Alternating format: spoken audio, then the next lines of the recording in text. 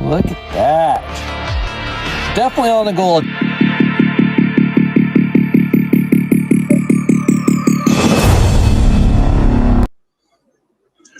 Hey! Welcome everybody to the Chris Undertaking live show with twin brothers Chris and Jason as your host. Because if you ain't digging, then you ain't living, brother. How you been? Long time no talk. I was gonna say it's been a while. It's been about 3 weeks, I think, since our last live stream. So I was out on a bunch of trips and everything. Yep.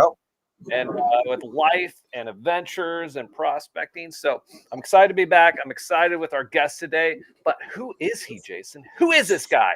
Well, we have a special guest today. He is a friend of the show. He is an Aussie prospector, inventor, and a fabricator, welding the highest quality basket classifiers that can be used in a medieval joust. Okay, a high banker that can be worn as a backpack, and a father, and an all-around family man. It's the one, the only Matt from Matt's Crevice Tool. Hi guys. Woo!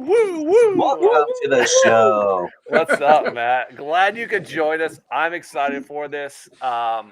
You're a fabricator, inventor, and prospector. I'm excited to discuss your gold prospecting and how you kind of made that shift to just prospecting, hobbying, to seeing kind of a gap in the market and kind of bringing forth some tools and equipment that are now being used not just in Australia, but in the United States as well. And the UK as well as Canada. Oh, there. Oh, wow. Yeah. Okay. Yeah. All right. Yeah. And then lastly, we'll talk about some of our epic adventures. Plus, we have 2 mini new segments now we're now including in the show. So we're excited to announce those as we progress, that were brought to you by my twin brother, Jason. And I'm excited for those as well. So let's dive into segment 1 right away. And let's talk about how you got started gold prospecting, why you got into it, and everything about that. Well, I guess it started many moons ago. I don't know, probably 10, 15 years ago. Always had always liked the glitter, always liked the gold. Never got into prospecting back then. It was only sort of probably 2.5 years ago that I bought a set of pans and actually went to the creek and started prospecting myself.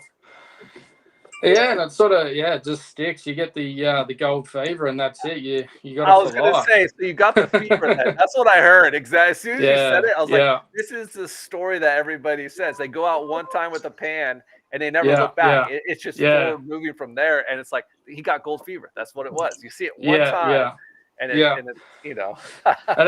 and it's the finding something that no one else has ever found as well. Like even I work the creeks a lot. You're tracing deposits and watching the creek, how it moves and where it's dropped out. So it's not just going out and get the gold, it's going out and finding it, sourcing it. Oh, 100%. A lot of research. And that's one thing that I think a lot of people overlook is not just the fact that you're going out and you're panning, you're finding the gold. It's all the fun. It's the hunt. The thrill of the hunt is how much time and effort you're putting into it. Looking at maps, looking at overlays, and kind of like looking at geology as you show up to the place, and kind of like you start learning things. And it's just that kind of evolution of like this hobby is more than just going out, throwing a pan in, and throwing some dirt in there and cleaning dirt. There's a lot more to it. And that's what really drives the gold fever. And then the gold at the end is kind of just a cherry on top, honestly. Exactly. Sometimes you don't find anything, and you actually are like, that was a better treasure not finding anything, because I learned so much. Exactly. You learn where not to go, where it's not depositing, where the creek's not going. Sure. No, definitely. Yeah. And then I know now, similar to me, you got the kids out there, which I love seeing. Is another family man getting the kids out there on outdoor adventures. So how's that going? Yeah, sometimes it's hard. Sometimes they get sort of trapped on the indoors, but it's one of those things. Once you get them out and get them doing it, it's just you can't stop it for the day. Right. You know, as you know, you met Jarvis. He's full of beans, and he's so active, and he loves being outside. Yeah. Right. It's a great place for him. Yeah. Jarvis, I don't have the pictures up, but if you look at our Facebook, both me and Matt's Facebook, you'll see Jarvis carrying literally trees that they were knocking down trees barehanded out in the woods. Not saying they're alive trees, but knocking down trees and then carrying them, and they were like literally 10 times the length of him, and he's walking them through, and making that hut out there, and it was incredible to see, just the feel that they had. It's an outdoor boy, yeah. Right. But those the photos you showed up of Billy, that was the first time I actually had her out by herself. Normally it's the wife as well, and the two kids. But Jarvis, sort of takes over and doesn't really let her have a go. But it was good for me just to take her out by just me and her, and she was on the shovel and obviously the pan, and she found some glitter, and hopefully she's got gold fever. Right. That's awesome. Hey, shout out to Patriot Prospecting. Welcome to the show. He says hi to you, Matt. And then I got Millie. Millie. We got a lot of history there with Millie. She used to work with Royal Manufacturing and was a great resource for me with the dry washers and everything, and a bunch of other content that I made. So I appreciate you stopping by as well. And then, so let's kind of keep this ball rolling on this. So we kind of learned the history of your prospecting. You got the gold fever. But now it's like, okay, so where did the transition occur, or what did you see in the market that made you go from prospector, and you continue to prospect, but then to inventor and fabricator and everything like that? Well, as the name suggests, I started off with just basic crevice tools. Like I just working in the steel trade for 20 odd years now, since making BMX bikes, 3-wheel tricycles in the shed at 10 years old, 12 years old. I couldn't condone spending the money on, some other parts that other companies were, selling. So I just got on the computer and drew up my own crevice tools, and then sort of made enough where I could sell some and sort of make it a lot cheaper for yourself to have the gear. And then, the crevice tools took off, and it was only a couple of months, and I had a couple of hundred on, sold and out. So it sort of kicked off a lot quicker than I thought. Yeah. And I know one of the popular ones, and I have a video here I'm going to pull up, is your baskets. So this was my first go at with your basket, and let's watch this video here. Hopefully it doesn't delay. This classifier sucks. Hey, Matt, you got a better one? Here you go, Chris, hot off the press. Yeah.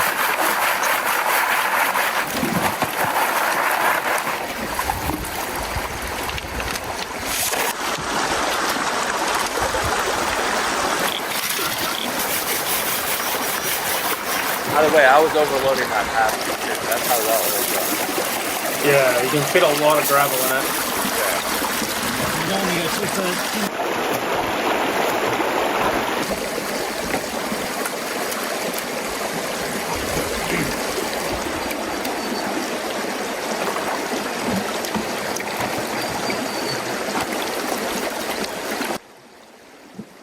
All right, there's my final pan. Just tons of micros. You can see them all glittering. So that was my first time, and I got a lot of gold with it. So I'm gonna have to say I'm gonna have to say it works. No, it does. It does do the job very efficiently. Right. So a classifier, I don't gold pan very much and stuff. So explain to me a classifier. I mean, I kind of see what it does, but is there a technical? It classifies out the smaller particles of dirt, gravel, sand, whatever you're sort of working. And generally, all my baskets are 7 mil mesh. So generally, all your nuggets you're going to find in the creek, especially Reedy Creek, it's well and truly under 7 mil. So you want to get all your gravels down to the smallest possible size you can. Okay.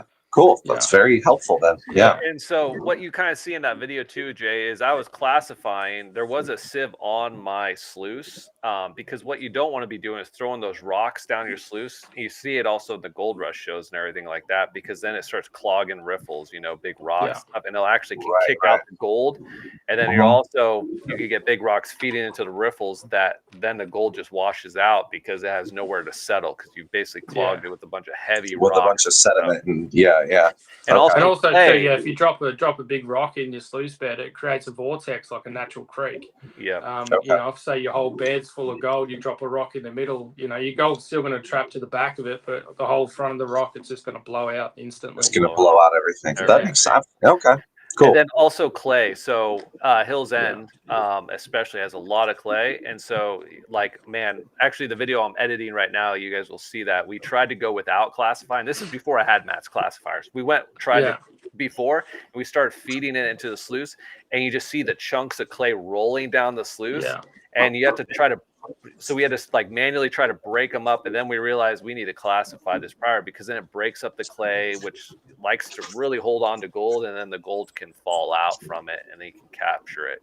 Also, you don't want to overload your box, right? So the less heavies that you're throwing, things that can, so that way gold has time to kind of work through the riffles and drop out and hold, and things like that. So makes sense. Yeah, classifying is very helpful.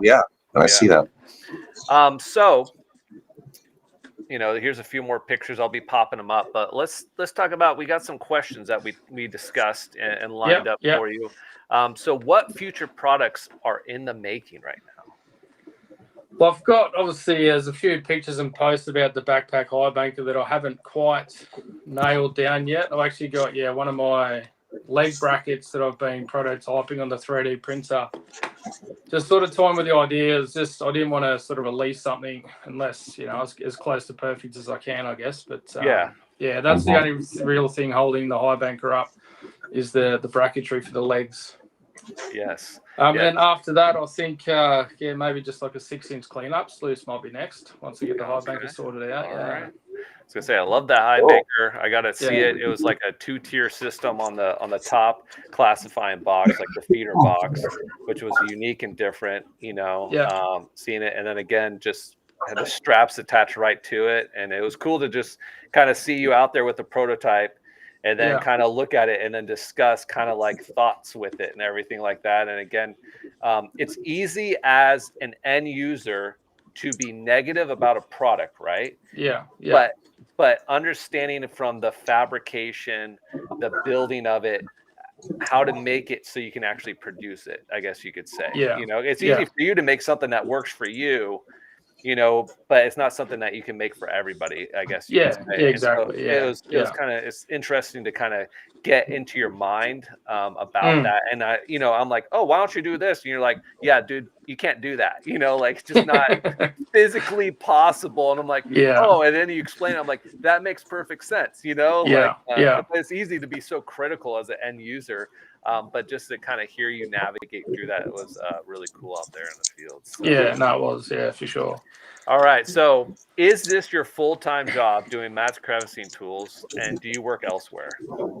Yeah, I do have a full-time job as for another engineering firm, and this is only a hobby sort of based thing. It does take up a lot of my time. As I said before, it has taken off a lot better, a lot quicker than I ever could have imagined. So at this stage, I definitely don't plan on taking this on full time. But it'll be good to, a few hours a day, some weekends, just to get all the products out and, try and get as much stock as I can on the shelves, and then I can enjoy some time prospecting. Say get out there and use your own stuff. That's it. Let's go say we're gonna jump into chat real quick. So we got Joby and Sarah saying hi, watching the show. You'll meet Joby actually here at the event that we will talk about. And then of course we got Bart. How's it going? Golden Triangle Nugget Hunter. Hi, Bart. Then we got Kyle from Crux Prospecting. Kyle's a dear friend of ours. And he said he's hinting at it too. I know a guy that makes really nice universal leg brackets for high bankers. I was going to say those two should definitely meet because they're working in similar fields here. Yeah, I was going to say. That's cool. So no, it is awesome. And that's also what I'm saying. It's so cool and unique about gold prospecting in general. It's just that all the innovators and people that are making stuff, right? Because we start seeing the different needs and what works in one area might not work for another. And so everybody's kind of there's so many niches with it. I mean, like from mats to it's just craziness, like so. And then we got Sylvain. I don't know if I say your name right anytime, but he actually hi, by the way, Sylvain. He actually was our winner for the first week giveaway for my Thanksgiving. Thanking all my people. So he won a T-shirt. He'll be posting that on Facebook when he arrives, hopefully later this week. Then we got Ebony. Hi, welcome. Hi, Ebony. So let's talk about also what's the plan for the future of Matt's crevicing tools. Yeah, I'll just keep sort of, as I said, the baskets. As soon as I make a basket, it's already sold. It's straight in the post and out. It's never going to end. I'm going to keep doing it until the day I die, I think. So more products. The more products I can make, the more products I can stock. Just obviously the time, fine tuning everything, but. Yeah. Like the high banker was sort of obviously meant to have out a few months ago, but it sort of hasn't ticked off that, a few fine details, but yeah, no, definitely. Very close. Yeah. So you're working on everything by yourself. So the production side is what's slow because it's just you and you have a full-time job and you have this. So, man, that's a lot. Yeah, wife and kids, it's a juggling act. Yeah. Okay. So we have somebody in the chat. Andrew Chandler is asking, congrats on the growth of your business, Matt. Do you have pans for sale? No, I don't sell pans. I don't plan on bringing too much stuff in to sell secondhand. Obviously, Mark Day in Ballarat, he's local to me. I'd sort of shoot anyone there for pans. Gotcha. Yeah. Andrew, that is a good question because I might be working on something with that down the road with Joby here. That's just a teaser right now with a pan. That might be, So actually, this weekend we're doing a test run on something, a very unique product that fell into our lap. That we'll see if it has any future value or not. We are pretty excited about it, but again, it's not mine to tease out. That will be something we'll bring up later, but I am excited about it. So Andrew, stand by for pans. But again, if you need crevicing tools or baskets, Matt is your man. And then just to kind of curtail on that to that, Matt, it was interesting. And one of the reasons I really made an effort to actually reach out to you was I loved your post where you did the work-life family balance post where you're like, hey guys, I have a laundry list of people that want baskets that have bought baskets. I can't produce quick enough, and I'm actually having to step back and just create a waiting list because you said it was becoming too much for you, that you were actually neglecting your family. You saw that and you wanted to really kind of say, hey, and I love the respect everybody had in that post. They said, dude, 100%. Yeah. I thought that was really cool, honestly. Because a lot of people admit that, Yeah. No, it was a good chance to sort of, I have a few days off and get the waiting list going. That waiting list went up to, I think it was 55 baskets at one point. So it took me a fair while to sort of get back on top of it, hold off the social media, no advertising, and sort of just tick along, get rid of all the pre-sales, I suppose. Yeah. How long does it take you in hours to do a basket? I do them in sort of groups of 8, and then sort of in that group, it's probably a smidge under an hour or close to an hour per basket. But if I was to do one basket by itself, only doing the process, it'd take longer. Gotcha. Yeah. That makes sense. We got Rocky Mountain Prospector saying hello, and then Josh Cooper, welcome. So we're gonna jump into our newest mini segment with Jason. What are we calling this, Jay? It's called This or That. And this is a segment for the guest. So this will be Ask the Matt We're going to ask him some questions to find a little bit more about him. It won't have a lot to do with gold mining, but we want to get to know him. So I'll ask him questions like waffles or pancakes. Matt, what do you like? Pancakes. Okay. Vacation or a staycation? Vacation. Okay, I love it. Netflix or Hulu? Netflix? Yeah. Okay. Oh, they don't have What's Hulu the over other here, one? Jason. They don't have Hulu. Oh, okay. It's called Stars. Is it called Star over here? Stars, I think. I'm not sure. We got Netflix. Stan. I think we got Stan. Yeah, it's different over Stan here, and Jay. Disney. It's really crazy. We had to learn that too. So, like on our Hulu thing, when we had Disney, because it's connected, we couldn't watch Hulu because like it wouldn't let us because we weren't in America anymore, and we had to switch over our country stuff to watch it. And I think it was called Stars over here, I think, or something. It's very, very. Well, cool. Well, that doesn't apply then. Okay. Yeah. How about boxers or briefs? Boxers. Okay. Train or an airplane? Airplane. Coffee or tea? Coffee. City or countryside? Country. Okay. I like how you said country.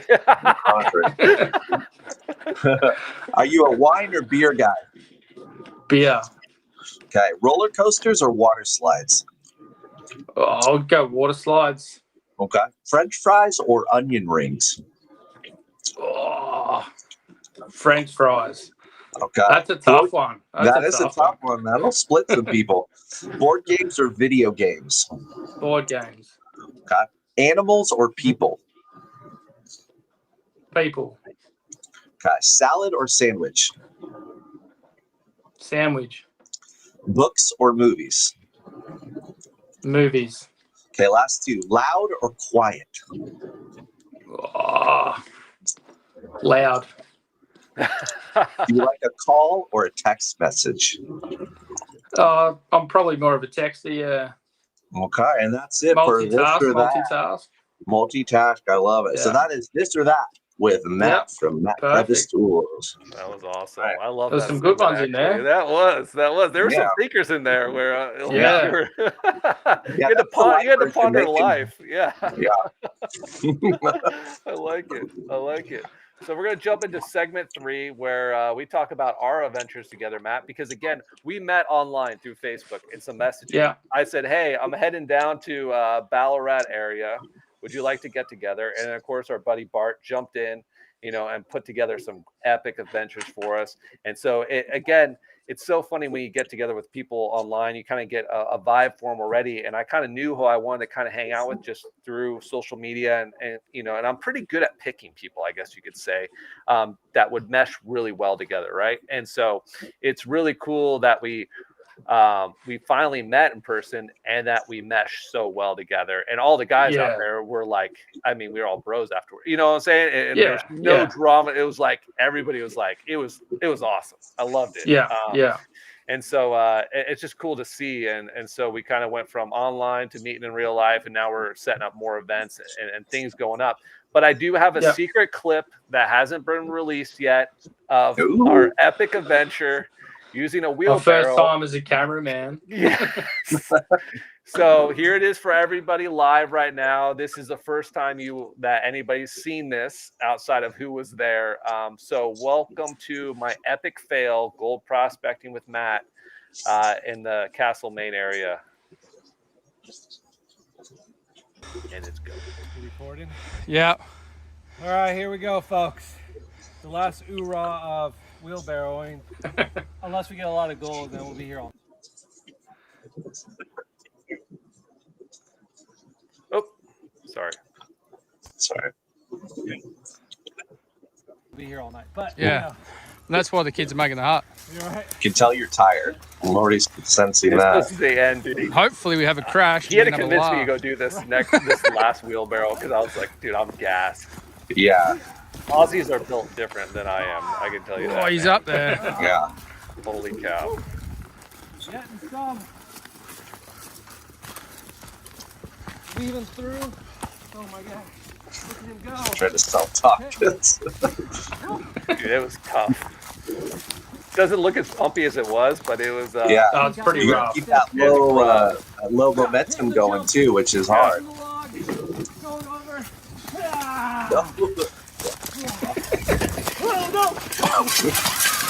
No, he wanted to happen. I could feel it. No! And this, boys and girls, this is why we have cameras. Oh, What do you have to say for yourself, mate? I'm so sorry. I'm good. Just hit a tiny rock. This rock right here, Matt. It was the tiniest This rock. one. It was Get so me dreadful. in. I felt so bad. Well, it'll be a quick load, this one to wash. All right, so that's the clip. That Again, was funny. I want to thank you, Matt, for letting me try to carry that wheelbarrow. He carried all the other That's all ones, and then he trusted me with that last one, and I let him down. So you know, No, we got it all back in the wheelbarrow. We got it all back in. we got almost all of wanted to it. see We got that. all the dirt, none of the gold, but all the dirt. You know, so. we left some big nuggets behind. But Did you guys find anything in that dirt? Like, how was that? Did. Actually, We we did? did. Yeah. That was our last clip, Yeah, it was but it pretty wasn't good, as that much. one, yeah. Yeah, it was pretty good. I just can't. We got some of the. That was where we got a few of the bigger pieces, I think. Yeah, the bigger bits, yeah. Yeah. So, but it was one of those adventures, which again was just going back to our first comments initially, just kind of like the treasure hunt and gold hunt aspect of it. We were just working up that, and we were really far away actually from where the high bankers were set up, and that's why the wheelbarrows were so critical, because you're loading it up and we're carrying it, I don't know, 50 meters down or something like that. We're just trying different spots, and we were right on bedrock areas, and actually the bedrock areas weren't as good as some of those. It was like old tailing piles and stuff like that. It seemed like to be, just kind of had formed up together, and they seemed to produce better gold than some of the other areas. So it was kind of interesting. So Interesting. Yeah, Is that because of where your water was? Yeah. Like your water from the high banker was farther away? Yeah, there was like a lake. Yeah. There was like a lake down there that we had to like pump it up to and everything like that. It was just the closest spot, where we could find it. And still be able to, feed the material in. So it was good. So makes sense. Right. We got Alaskan Adventures. Welcome. What's up? What's up? I know, Andrew, epic fail. That is for sure. I will say that. And then we also did metal detecting that day, and you actually found a beautiful specimen. Again, I forgot to upload the picture on that, but you found a nice little specimen out there as well, metal detecting. So it was awesome to go from metal detecting to high banking, and I thought that was pretty good. So, AAA Rockhound says hi. Awesome. All right, so we're going to lead now into segment number 4, where we talk about crush or flush.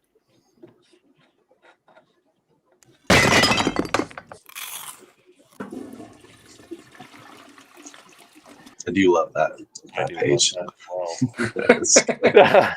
So if this is your first time on this show, Crush or Flush is a segment where I try unique or exotic foods. Right now, I've been doing a lot of stuff from Australia.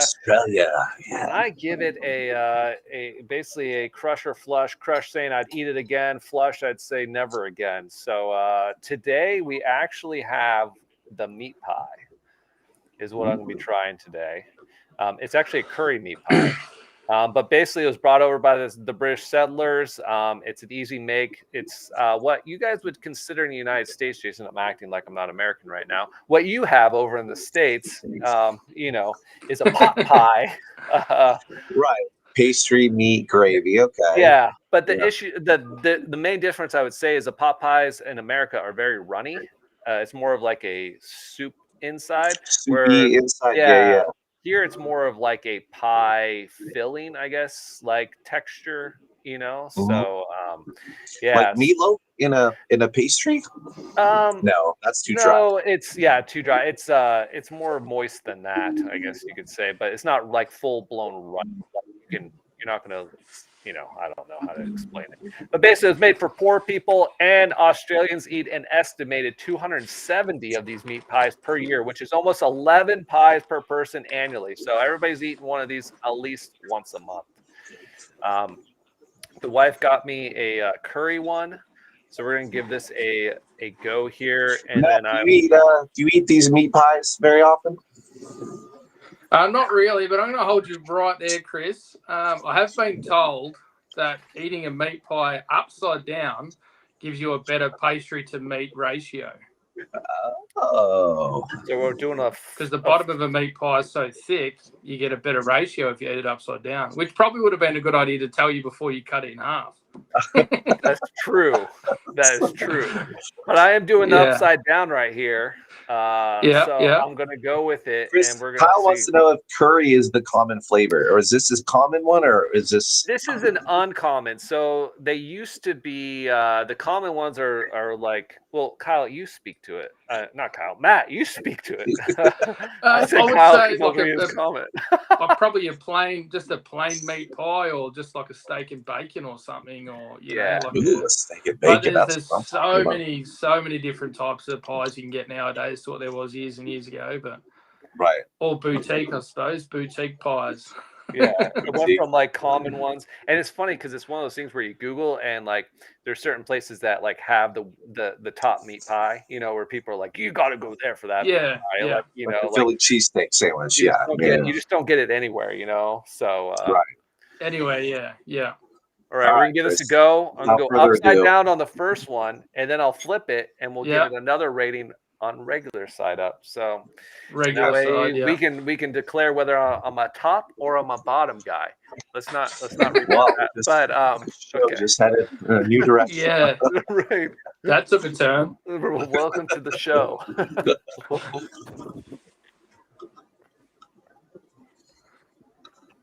That's pretty good. Yeah, I was gonna say it looks good. I mean, what's not to like, you know? That is soft. I do notice the difference of texture when you bite into the top. Then let's try the bottom now. But find out is Chris. There's more of like a pop. Great, yeah. Clip it like that, Chris, for sure. When you do this. Find out a top or a bottom. So I'm a bottom guy. This is the bottom. The bottom's less messy. So yeah. You know, but this is good. I'm gonna go ahead and declare this as I flip to my screen with one hand while I finish this. This is gonna be a crush, baby. This is gonna be a crush. Yeah, we like it. All right, and the scene disappears. A crush. Now eat it with some frog legs in it, okay? Let's step this up, okay? Actually, other things that they commonly add on top of this is ketchup. So, or tomato sauce. Is that what that? Okay, I was wondering if that's what that was on top. So it's supposed to be one of those things where you don't eat it with silverware or anything. You don't cut it in half like I did. I did a sin right there. You just you grab it from a bakery. You come outside. You pour some tomato sauce on it. And you just buy it's like a to-go type warm thing. Pastry. Yeah, that sounds so good. Yeah. It's supposed to be like a kind of like a filler meal in the sense of, you know, it's not like a light pastry. It's supposed to be kind of like a, you know, a heavier snack, I guess. I don't know what you would call it. So okay. All right. So we're gonna move on to our announcements, and any questions you guys might have, throw them in the chat. But one of the big announcements I want to make is Matt, the man on this show, is going to be coming, and he's going to be teaching at the Family Fun Fossicking Day in Hills End. This is exciting, and he's giving away one of his sieve baskets as a giveaway. So, sweet. We've been talking about it all day. This is your chance to have one in your hands. We will have some out there so you guys can try them out because he will be teaching the class line and sieve class. So I'm excited for this and this event. I'm excited to see Matt again as well. Sorry, I'm burping a lot from the food. So it's going to be good. We have 200 attendees signed up with 90 kids. So I want to thank all of our sponsors and contributors. Picket Prospecting, Matt's Crevicing Tools, and then Gold Rat is also donated a bunch of stuff, hooked us up with a bunch of pans, and I should be having it this week. They sent a sluice to give away as well. Wow. Excited about that. I know. Some big giveaways. This is just a start. Just a start. Good job. All right. Second thing is the giveaway. I'm still doing the giveaway Friday. Friday is the next drawing. We already had our week 1 winner, Sylvain, who was in here earlier, won a free t-shirt. So you just have to go to my website, sign up for the newsletter, and there's 5 more weeks, which means 5 more chances to win any of my gear on my store, being a shirt or hat you pick. I send it directly to your house. Win-win. So Solid. that leads us to, we are now calling segment whatever. We're calling the Golden Six. It is one of the newest mini segments brought to you by my brother Jay. And bro. I'm excited. All right. So in this segment, we are going to ask the guest, and Chris, you can't support the guest. It is allowed. 6 gold-related questions. If he gets all 6 right, everyone in the chat gets a brand new car. All right. And Chris will be sending those out to you. It might be a real car, it might be a toy car, but you'll have to find out. But stay with us. We love your support in the chat. Question number 1. These will be multiple choice. There'll be an A, B, and a C answer. Question number 1, Matt. How much gold is dissolved in the world's oceans? Is it A, 100 million tons? Is it B, 1 billion tons? Or C, 10 billion tons? Wow. There's some big numbers. Those are some huge numbers, and makes me want to just prospect the ocean if they're dissolving that much. Yeah. let's all get Scuba Steve outfits and go for a swim. I was going to say, let's start pumping that ocean here rather quickly. We're doing it all wrong on land. So. Yeah, right? So A, 100 million, B, 1 billion, and C, 10 billion tons. I'm going to have to go B. You're going 1 million. B? I think, yeah. Okay. I'm trying to, I mean, I usually can count up to 5 because that's how much I have on my hand. So there's too many zeros in these numbers. It's 1 million, 10 billion, and what? And 100 million, 1 billion, or 10 billion. It jumps up drastically. I was going to say that is a huge climb and a huge range. I'm gonna support Matt in this. Just remember, if you guys don't win a car, it's Matt's fault. So we might give you an optional. We'll see. We'll see how you guys do here. But you're locking in B. Is that what I'm hearing? That's yeah. Final answer, and you missed it. It's 10 billion tons. 10 billion tons. 10 million. That's a lot of gold. Apparently, if it was cheaper, we'd get all our gold from the ocean, but it's very difficult to mine. According to a little article I spent 2 minutes reading. Yeah. Perfect. I was gonna say I need the cliff notes on it, Jason, and then we need to figure out if Matt can fabricate something for us too. Yeah, hold on. I gotta let my cat out real fast. 2 seconds here. 2 seconds. They did. I did read something. There's a huge deposit out of Melbourne in the Port Phillip Bay. Really? The same thing. Yeah, it's too deep for him to process. Really? Well, challenge accepted, Matt. I figure, underwater base, we could build it. Yeah. Like a dome. Yeah, exactly. I've seen the movies. It's possible. Yeah, it's possible. There is a lot of gold that we can't get to. So, I mean, in that case, there's a lot left to be invented for you inventors. We'll definitely not go with that underwater company that made that submarine, though. So, we're not going to use them to get down there. All right. So, you missed number 1, but we're going to give you this. If you get the next 5 in a row right, we're still going to give out that car. So, here we go. Question number 2.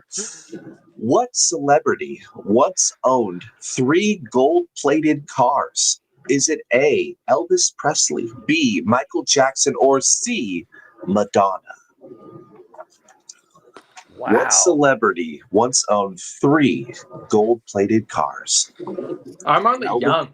That's before my time. I know. Look, these are things you should walk around knowing. These are guessing. I know. Say the names again. Elvis Presley, Michael Jackson, or Madonna? I would have to say Michael Jackson. You're going with Michael Jackson? Yeah. I'm kind of thinking it might be Elvis, though. Yeah, I was between those two. I don't think it'd be Madonna. Because I think like Michael Jackson was more of the I want a roller coaster and a big pool in a backyard, like kids thing. I feel like Elvis might kind of roll with the more of the, something flashy, gold, Vegas, and And probably gold would have been a lot less back in Elvis's time too. It would have been cheaper. Yeah, way cheaper. Oh yeah, Yeah. that actually makes sense. I just don't see Madonna doing that, Nah. No, but then again, you never know. Yeah. So are you willing to change your answer, Matt? Because I'm kind of leaning towards Elvis personally. Yeah. Let's go A for Elvis. But remember, if we get it wrong, it's still your fault. So you said Elvis. The answer is Elvis Presley. You're right. We got it. Great way to work as a team there. So you guys are 1 for 2. You're back on track here. Number 3. What is the boiling point of gold? This is not the melting point, but the boiling point, if that helps any of you. It does. I knew the melting point, but the boiling point is just something that doesn't, Well, these are about to throw you off here. A, 1,089 degrees centigrade. B, 2,808 degrees centigrade. Or C, 3,106 degrees centigrade. Jason, I'm American, so can we convert this to Fahrenheit for me? I did at one point. I know the answer. I know the answer in Fahrenheit. I don't know. Triple A, I love it hot. He just says hot. It's hotter than it takes to cook chicken in your oven. Let's just say that. Yeah. Okay, that gives me context. It's definitely not A because A's too cold. Yeah. I was gonna say, Matt, I'm gonna have to rely on you on this one fully because if you want to do that, it's either the... B, 2,808 or C, 3,106. Just take your best guess there. Those two numbers are pretty close together. They are pretty close together. I did that on purpose. Yeah, one's a melting point and one's a boiling point. Silly question here, but I'm trying. No, I love it. What were the two numbers again? 2,808 or 3,106. And this is centigrade. I'm going to go C, 3,106. Chris, do you agree with that? I'm going to go with that. And as AAA said, okay, so very burning hot. You said C. The answer is B, 2,808 degrees Fahrenheit, which is over 5,000 degrees Fahrenheit. See, if you had said that, I would have known right away. All right, that was an obscure question. No, that's crazy to think about. Hold on, I'm getting a call. You sure about that? All right, we'll let them know. Well, I just got a call from our producer, and they said if you get the next 3 answers in a row, the car is still coming out. So we're going to give you another shot here for number 4. What is the atomic number of gold? The atomic number. I'm not sure what atomic number means, but it's a number. So is it A, 75, B, 79, or C, 81? We'll give it a chance for chat here to jump in here too. What is the atomic number of gold? 75, 79, or 81? A, B, or C? It's interesting. I thought my head went straight to science and the periodic tables. Yeah, the periodic table. Yeah. AU being it. Oh, Kyle. You can also use chat. I will accept chat support. Kyle is saying 79. I thought 79 when it sort of got read out, but wow. And AAA saying 79. There's a lot of people saying 79. By the way, Rocky Mountain Prospector got the last one right. He said B. It came in a little late on the chat, but he said B. So if he wins 2 cars, if we get the rest of these right, Well, AAA Rockhound said, okay, so burning hot, and he was wrong. No, I don't know. All right, so were you guys sticking to 79 here? I'm sticking to 79. I think so, yeah. Go 79. I'm gonna like it. The answer is B, 79. Yes! Thanks, guys. The atomic number is 79. Great job, you guys. Okay. You've got 2 more questions, 2 more answers to win a brand new car. Chris, I hope you can do it for everyone in the chat. Number 5 is it true or false? We're throwing you a curveball here. The question is, does gold grow on trees? True or false? False. I'm gonna have to go false, but this could be crazy if it's true. Yeah. Somehow. You found some hidden facts somewhere. I was gonna say, right? the Garden of Life or the Tree of Life. Do we want to wait for chat response before we move forward with this? Chat, you guys want to jump in here?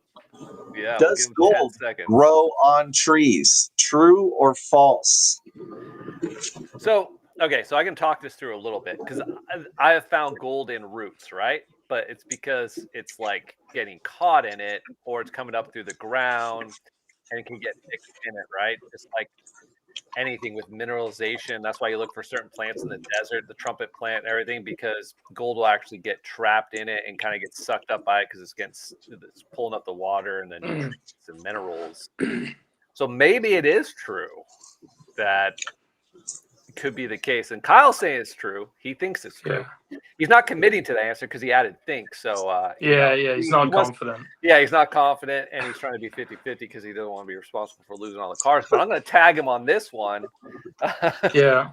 So are you guys going with true or false? What am I hearing? I'm going to go with whatever Matt says. I'm just going to go with false.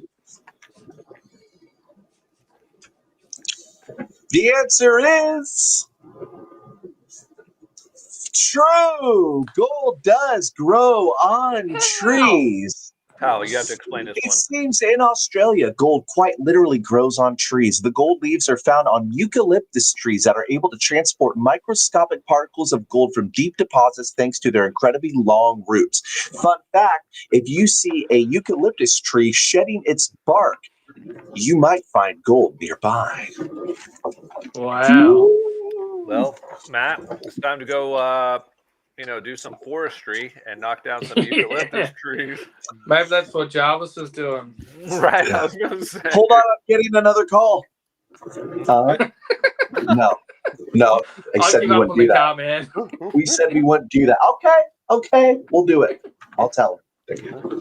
I just got off the phone with my producers. They said if you get this last question right, they will give out one card, a brand new card to someone in the chat. It's on you, Matt, whether or not this chat goes home happy tonight.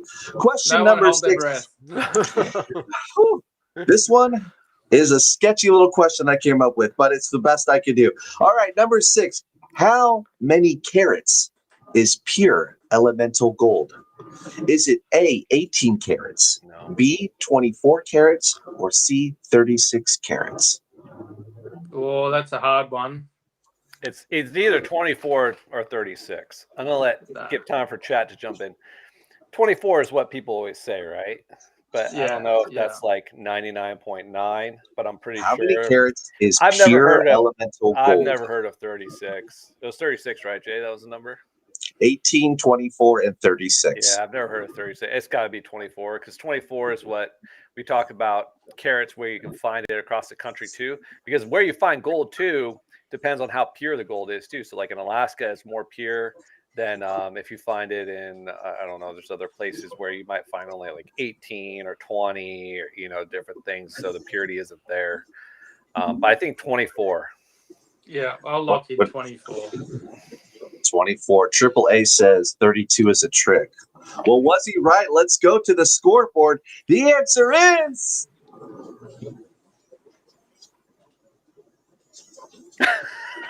What's he doing? 24! Yes! The crowd goes wild. The crowd goes wild. I thought he was having a moment of like brain lapse. Like he was like, "Where am I?" I love it. I was gonna do a frozen screen, but so when I came up with the fake answers, I put 36, and then I realized 36 isn't even real. Like I didn't know that though because I'm an idiot. So there you go. Hey, you almost had me thinking. I was gonna say you had me overthinking it. This is why I did bad on tests. So, man, it's so like it's funny. a sky blue, and then they give you green. You're like, but sometimes, sometimes, they put red. You're like, I've seen sunsets, and it's been red and orange. So Yeah. Okay. Well, thanks for playing, Matt. That was fun. That was a fun segment. No, that was fun there for sure. 100%. Awesome. Well, good for a laugh. I was gonna say it made me feel better, and that I just kept eating the meat pie, so it went well for me. Well, that kind of does it for us, you guys. It kind of wraps it all up. If you have any additional questions, I'll give you guys 30 seconds to throw them in the chat. As I thank Matt for taking time out of his day. He is working today. We use his lunch break, so he's going to go. He's going to fall asleep at work later. No energy left. Starve. Got nothing in the tank. I was going to say. So I appreciate you stopping by, Matt. No, that's so good, man. Putting all the time and effort into it. So I really appreciate you. Yeah, good luck with the baskets and everything you're doing, man. Sounds like you're doing a lot of great stuff. So yeah.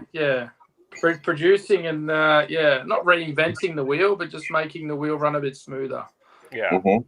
No, awesome. That's huge.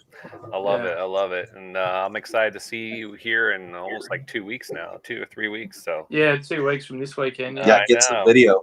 It's going to be good. We'll get some pictures and video and get your classifier in someone else's hand out there. So it's going to be good, man. I'm excited. So it'll be a killer weekend. Yeah, no, for sure. I don't see any questions in the chat. I want to thank you, Jason, for bringing those 2 mini segments. Give us your take on them in the chat or after the thing. But I'm thinking there's going to stick because I think those are majorly enjoyable. I didn't know how to put what phrase to put in front of enjoyable, but I went with majorly. Who does that? I'm going to do an Anthony Richardson. And I'm going to tap myself out for one play. Oh, there you go. Yeah. Oh, NFL reference right there. All those cool. Yeah. Don't worry, people. He got benched. So Flacco's coming in, baby. Back in, baby. Yep. 39-year-old quarterback. Let's go, baby.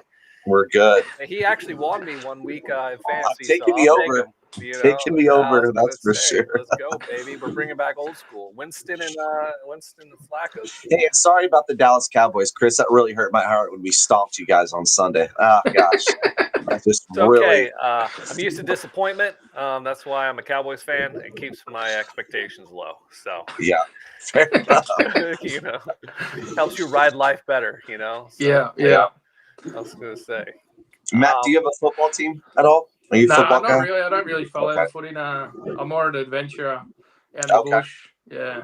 Gotcha. Well, fair enough.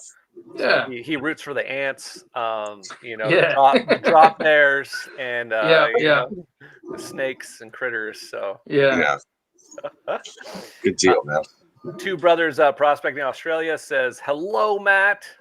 Hey guys, I just watched their video on the way home. As the video put out yesterday, they did a pretty good job there at Slater Creek.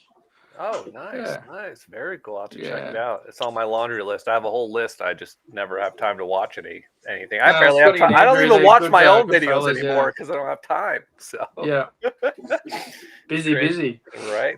Well, thank you again, Matt. We're going to close up shop. Jason, thank you for everything. Thank you, fans. Thank you, viewers. Thanks for participation. We appreciate you all. Love you all. No dramas.